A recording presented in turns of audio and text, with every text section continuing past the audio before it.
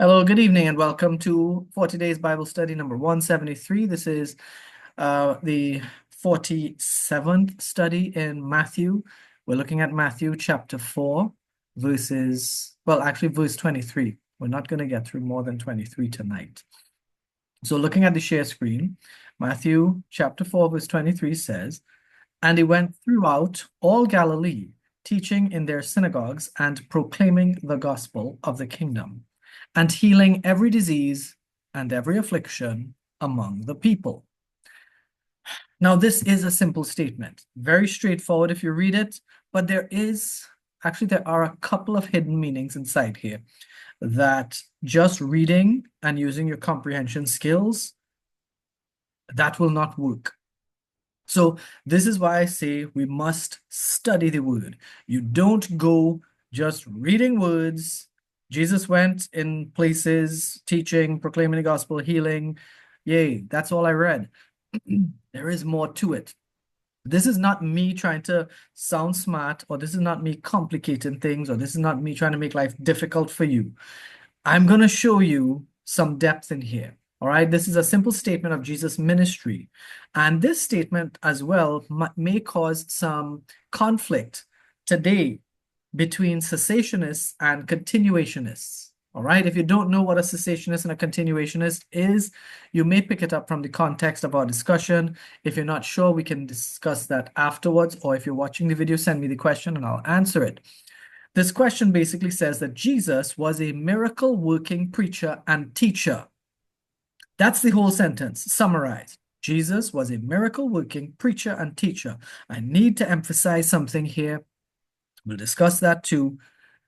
Preaching and teaching are two different roles. They overlap a lot. Some preachers do a lot of teaching in their preaching. Some teachers may find themselves preaching in part of their work. You can't do preaching without teaching. You can't do teaching without preaching. Really. But they're not the same. They are two different things. Now, Pulpit identifies some chronological discrepancies between Matthew and the other gospel writers, but that reminds us that Matthew's focus is not to give a day-by-day account of Jesus' life. Matthew's job, and I keep saying this, is to prove to his Jewish readers Jesus is the Messiah or the Mashiach. It's to prove to us, we're not Jewish, but to prove to us this guy was prophesied, and here he is living out prophecy. He is God. Our first look, I went to Dr. MacArthur, who was talking a little bit about the synagogue and the temple, because here you see he was teaching in the synagogues. Okay, he gave a lot of MacArthur gave a lot of explanation and discourse for this, and I took quite a bit of stuff from him. Right? He taught me something, that synagogues and temple, the temple and the synagogues, two different things. The temple was the site for sacrifices to God.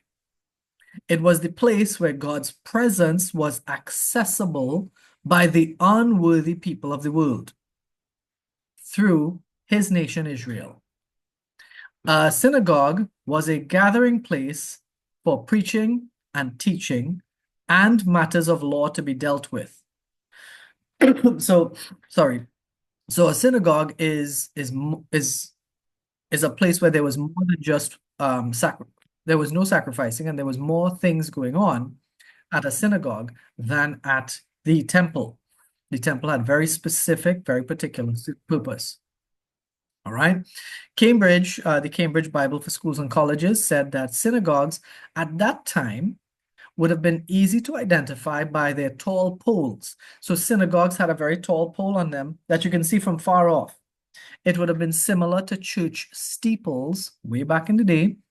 And now it would have been similar to the grand facades and the signage that we see on churches.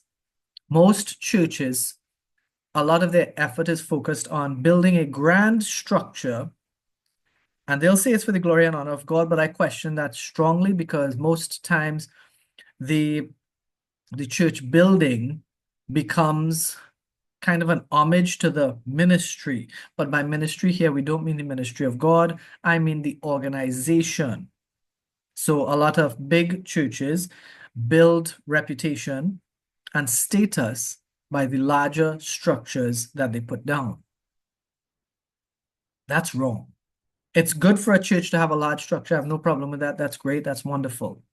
However, too many of them lose focus, and instead of preaching the word of God to men, they preach a kind of word of God to please men. You see how it gets warped? Very, very warped there. Right? The synagogues had services 3 times a week back in the day. They would have had it on the 2nd, 5th, and 7th day of the week. All right, 7 days, because 2nd and 5th had special services, and Sabbath day, of course, had service the 7th day. In the synagogues, they would read the law and prophets, they'd pray, and when one of the guys who was in charge did this, the people would say amen in agreement, just like what we have in churches today. In those synagogues, boys were taught the Talmud. The Talmud, if you all remember, was basically their instructions for how to live, not the word of God. The law would have been the first 5 books of the Bible, which would be Moses, the books of Moses. And the prophets would be the books of Isaiah, Jeremiah, Daniel, Ezekiel, Joel, and so on. The Tanakh is the whole Old Testament, which includes Psalms and Proverbs, Ecclesiastes, etc. In the synagogues, there were also seminaries. A seminary is a Bible school. So the synagogue served many purposes in the community of Israelites. The Cambridge Bible for Schools and Colleges.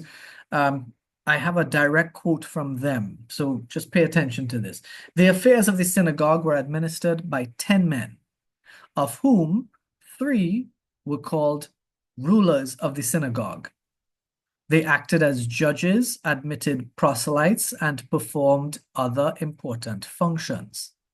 A 4th was termed the angel of the church, or bishop of the congregation. 3 others were deacons, or almoners. An 8th acted as interpreter, rendering Hebrew into the vernacular. The 9th was the master of the divinity school, and the 10th was his interpreter. So there were clear functions for these 10 men who administered the affairs of the synagogue. All right. Now, there is no temple in Israel today, because as we know, since 70 AD, when Titus sent his crew to destroy everything in Israel and scatter the people, the temple was destroyed. There are many synagogues all over the world. In fact, obviously not in Trinidad, but in other countries where Jews have communities, there'd be synagogues on several different streets. Okay, their culture, their community is a big deal to them. All right. Some synagogues today are wrongly called temples. But in the Gentile world, we do that too, because we have many churches called tabernacle. A tabernacle is supposed to be a tent, but people have big concrete structures, and this is Bible Tabernacle or St. Joseph Tabernacle or, Princess Town Tabernacle. I don't know. A tabernacle is a tent. Really shouldn't be calling a building a tabernacle. Jesus' ministry here, right? His ministry performed 3 functions in this verse. I want to show you the original Greek because, it's kind of good to know this too. He did didaskon, that is up here, didaskon. And as you can see, that means teaching. He did charizon, which is preaching. Where's charizon? Teaching and proclaiming. Charizon, right, proclaiming. Charizon. This means, charizon. This is preaching. Proclaiming the gospel is preaching. So you can see charizon. I can't understand how this is pronounced charizon. because this is K-R, no, sorry, this is K-E-R-U-S-S. K-E-R-U-S-S. So how does caruson become carison? They know it better than me, but I'm just saying I'm still trying to figure out how some of these things are pronounced. All right. So it's still kind of confusing to me sometimes. And he did healing. All right. Therapeuon. Where is therapeuon? This is it. This is TH. Thera P-E-U-O-N. Watch it. This character, U with an accent. Here it is. But this one, they pronounce it like carison. And here it's pronounced as a oo, right? Therapeuon. So this is why I have problems trying to read this stuff and learn it. I know I'm not going to a formal school, but I'll have to pick up these nuanced things as time goes by. But these are the three main things that Jesus' ministry performed. Didaskon, Kerison, Therapeuon. Teaching, preaching, and healing. The teaching is highlighted in Matthew, while Luke focused more on the preaching. At least that's what Expositor's Greek Testament says. The healing had two parts. We're going to focus a little bit on the healing tonight as well. I'm sorry. The healing had healing from physical ailments and tormenting diseases. That's a classification of ailments people suffered that Jesus healed. Physical ailments would have been things that include deafness and blindness, sickness of general kinds. Tormenting diseases would have been things that were like epilepsy and non-functioning limbs. Like if you had withered limbs that couldn't function, you never walked, and your legs are atrophied. Sorry. In these verses, the Greek word laos was used for people. All right. Is that here? This word here, lao. The root for this, laos. Laos is used for people.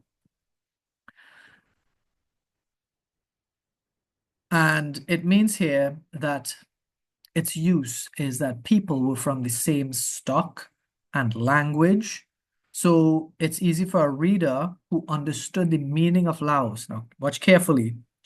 If you read this and I read this, among the people, we just think, okay, it's just people. If you read and you study the meaning of the word laos, this here, in this case, would be people of the same stock and language. So you'd think, okay, the only stock and language Jesus was preaching to that I know of was the Jewish people. So Jesus was only healing the Jews. But while the word Laos means people of the same stock, that indicates his focus. But he would not have only healed the Jews. Why I say that is because later on you see Syria mentioned.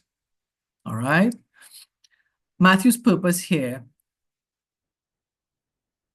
is why he might have used Laos and why some people would read it as only the Jews. Okay? Jews are a people who like being separate.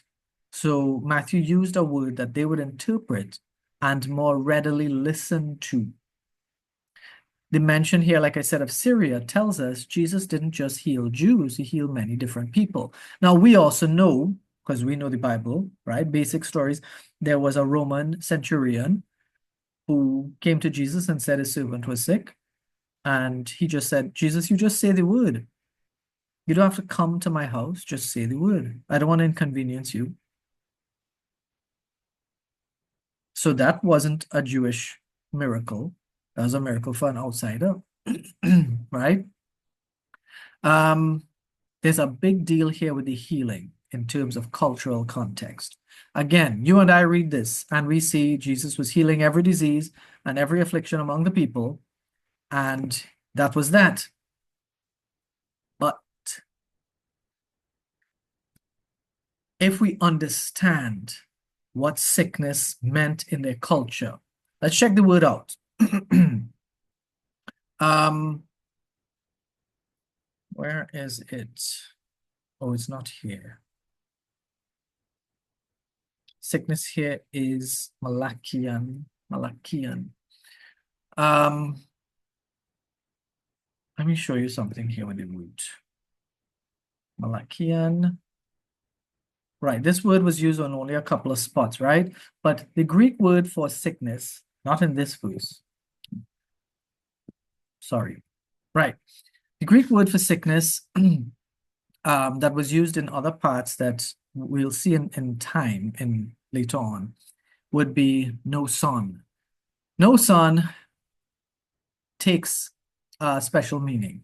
No son means terrible sickness, right? And it's more than just terrible sickness here. Jewish culture looked at sickness and enduring sickness as a divine punishment for sin. So while he's healing diseases and afflictions, those people who were diseased and afflicted, their neighbors, friends, relatives, would have looked at them as if they were being punished by God for being bad.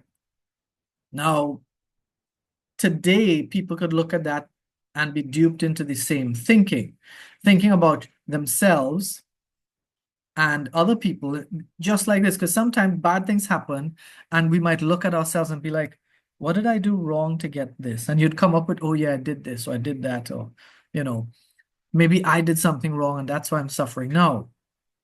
Sometimes, and we like to do this one, right? I think I was guilty of this in the past, and it's something I try not to do now. When you see somebody suffering, you're like, I wonder what wrong he or she did. Or worse, you think, wow, that person wronged me, so now they're suffering for it. We like to think this kind of thing happens. God causes the rain to fall on the just and the unjust, which means God causes blessings to fall upon good people and bad people. Okay? God does that according to his plan, not according to whether we've been good or bad. God is not like Santa Claus. Okay? God doesn't just reward all the good kids. God gives as God wills. You and I can't control that. If you think that being good means that God will do certain things for you, you're trying to control God. Back up. You have no control over God, no influence. Okay? Nothing we do, right? Nothing we do can cause him to do something. So a big part of that is our ego, or us trying to find an answer that we like. But we have to remember God has a wider view of things, and no human being can ever have that wider view because we have such limited views on everything. Job's friends, if you'll look back and remember Job had friends who brought this kind of thinking into his life. He had 3 friends that came to him: Eliphaz, Bildad, and Zophar.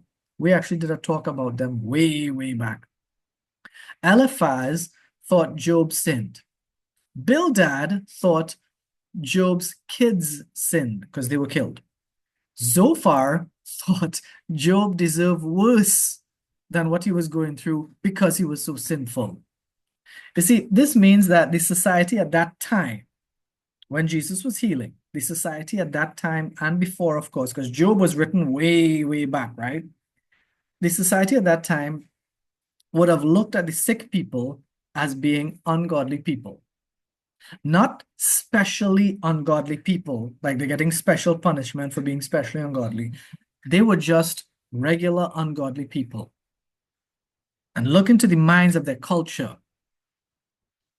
because they would have fallen for the trap of thinking, I am well because I am good. You are sick, which means you must be bad. God, I'm so glad I'm good. I pray for this sick and weak and gross person because I wish he was as good as me to be healthy and well. Oh, well, thank you for blessing me and bless me with more and more. That's the mentality a lot of people would have. It's easy to fall for that trap and think, I am so good. That's why I'm in good health. You are so sinful. God doesn't like sinful people like you. He likes good people like me. That's how people would have thought. People think like that now. But I think for the Jews, it would have been worse because they have this whole thing like they're the chosen people and so on, and it swells the ego up. All right, it does. So think about that society.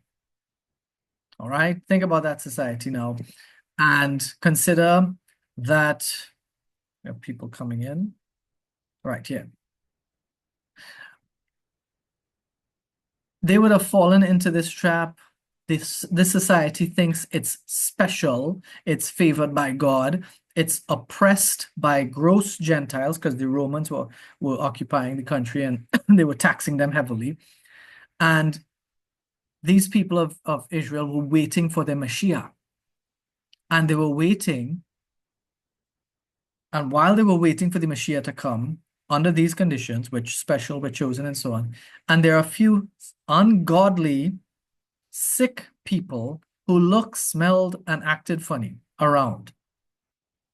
So it's easy to pick on them. You're being oppressed. You think you're better than other people. So you choose the worst of the vulnerable people to pick on. They would have treated the infirmed like rejects. The expressions on their faces whenever sick people showed up, you could imagine how they're like, ew, gross. Why is he here? The tone, if they had to talk to them, you gross sick person. Hi. The way they'd refer to them when talking to others. So let's say I am well and I'm talking to Sarah and I'm like, hi, Sarah, how are you? And I'd be like, why are these sick people here? Or look at those gross people. The attitude they'd show, the exaggerated behavior, all of that, if you could imagine, it would show how despised sick people would have been. I'm getting to a point with this. When the sick people were healed by Jesus, they did not just get cured of pain and physical suffering. They were allowed back into society. They got a renewed, not just health and vitality, they got renewed ability and opportunity to work, opportunity especially. Even if you could walk, if you were sick for some reason, they would not trust you to carry messages even because you're gross in their eyes or you're extra sinful, right? You are not favored by God, so you would be bad for my business. So these sick people got renewed opportunity to work, renewed opportunity to interact, which is good for our mental health and emotional health. Renewed opportunity to buy, sell, or just exist in public spaces. Remember, people used to meet at the gate. That was a meeting spot for people, the gate of the city. No sick person could go there. And that's where the upper crust and every part of society was used to meet and handle matters of law or their big people discussions.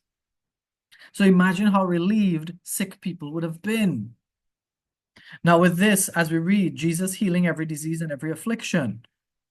If Jesus was doing that, apostles perform miracles in the New Testament. When last did you heal somebody?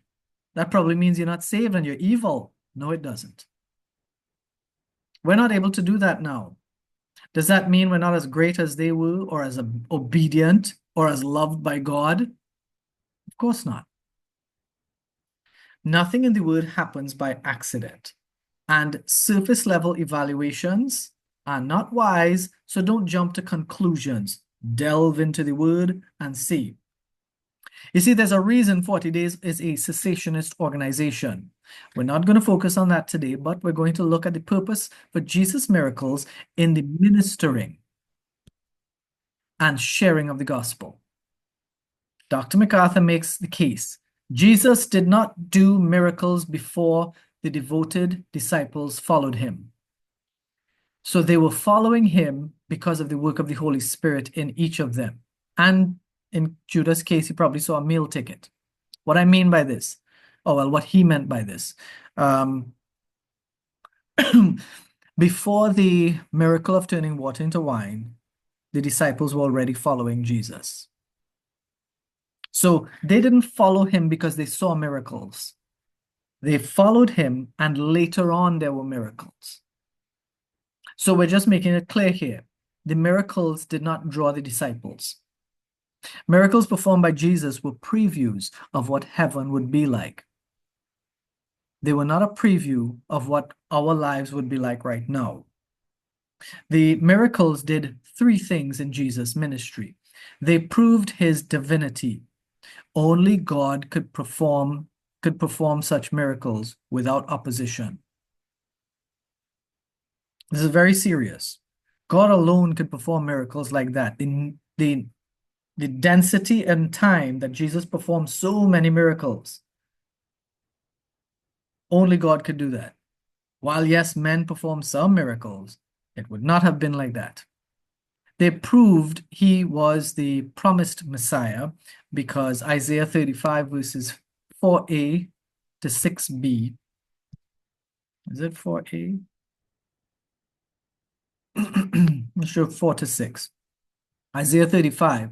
Say to those who have an anxious heart, be strong, fear not. Behold, your God will come with vengeance, with the recompense of God. He will come and save you. Then the eyes of the blind shall be opened, and the ears of the deaf unstopped. Then shall the lame man leap like a deer, and the tongue of the mute sing for joy. So from 4, he will come and save you. Talk about God. The eyes of the blind will be opened, the ears of the deaf will be unstopped. Lame will leap, tongue will sing, the mute will sing. Tongue of the mute will sing. This here describes the miracle working power of God. And who came to do that? Mr. Jesus. Because he was healing every disease and every affliction among the people. Jesus' miracles, third thing they did, they proved the kingdom of the Messiah was coming. The king's arrival meant that his kingdom was going to be established. It's just that the Jews rejected this king. Imagine if God's plan was different and they accepted him. All of history would have been changed. But they didn't. This was part of God's plan. Jesus had to come to be rejected. The king, the Messiah, came to be rejected. He proved to them he was the king. He said it, and he proved it through his miracles. Jesus healed natural sicknesses and diseases, and he made things like deformed or crippled people whole. The dead rose up and walked, lived, breathed. It was a miracle. And you can imagine some dead guy's relatives. Hey, he just walks in and is like, hey, I'm back home. Where'd you come from? We buried you. When Jesus healed, the healing was instant and complete. It wasn't some 12-step program to take you to restored health. It wasn't, well, your arm is broken, so we will do surgery, repair it, and over time it will get better.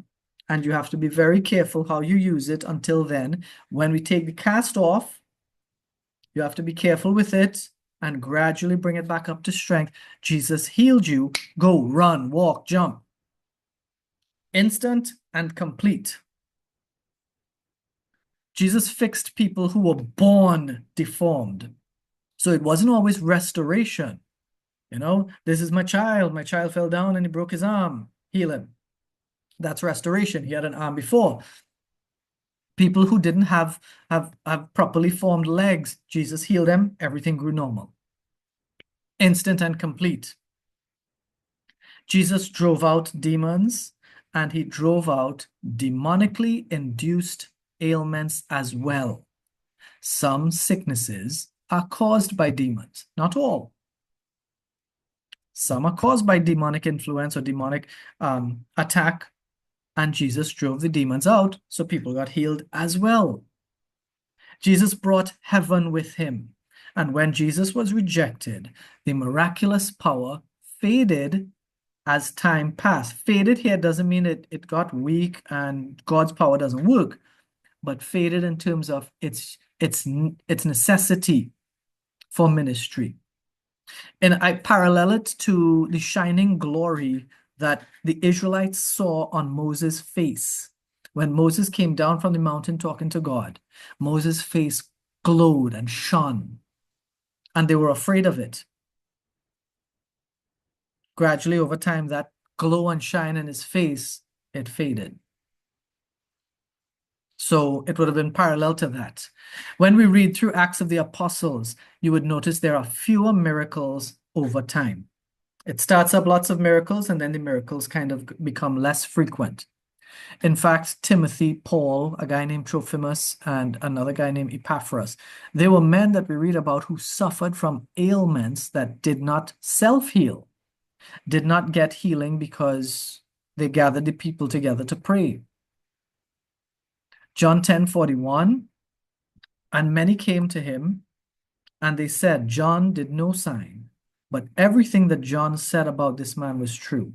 This is the book of John, up here, John the Apostle. But these people who were talking about him were talking about John the Baptist. John the Baptist didn't do any miracles.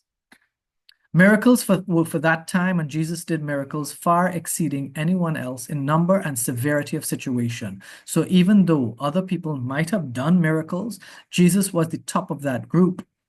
This verse of ours here says the word every twice, every disease, every affliction.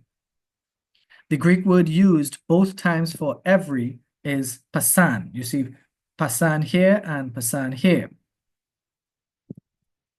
The root of pasan is pas. It means all, the whole, every kind of. There was nothing that Jesus didn't fix when he was healing people. In the commentary on Luke 4, Dr. John described the healing ministry of Jesus, where he gives six aspects that separate Jesus from other prophets. Sorry, separated Jesus from the prophets and definitely separated Jesus from the pretenders today. Check these 6 out. We're almost done. A word from Jesus was all that was necessary to heal people. Jesus healed instantly. Jesus healed completely. I spoke about those. He healed everyone who came to him, so nobody was left out. It's a big one because plenty of people go to a Benny Hinn concert and like they want healing, but only 1 or 2 people jump out of the wheelchairs and walk. The rest of the people go back home on your crutches and wait. Your faith is not strong enough. The lies they tell. Jesus healed specific organic diseases. He didn't heal random pains. He fixed them. So somebody comes and says, I think I have a little discomfort. Jesus healed whatever was causing it. Plus, Jesus raised the dead. To summarize this, we don't have Jesus level, Jesus specific, unique, a Jesus specific job in the ministry. Okay, we're not here to die on the cross. So we don't have that specific and unique and very powerful and difficult job. We can't do that. That's why we don't do works like him. Easy as that. God is a healer, but the time for miraculous healings like that isn't now. This will return, this healing power will return when Israel becomes the capital of the millennial kingdom. And we see Jerusalem and Judea and that area. That'll become the capital of the millennial kingdom. You'll see healing like that return. Final thing, most commentators say that this statement, in fact, this whole paragraph, but starting with this statement, it's a summary of Jesus' ministry. It's not a record of a specific time in his ministry. All right, so when they say this, he went throughout all Galilee. This wasn't one trip he made throughout Galilee. He did some of this stuff. No, this was Jesus' whole ministry summarized. It's a prelude to chapters 5 to 9, because again, Matthew's purpose is not writing a daily journal. He's presenting Jesus as the Messiah. So it makes sense when we read the entire paragraph that Matthew dropped an overview of his ministry before Matthew goes on to describe that ministry. Okay?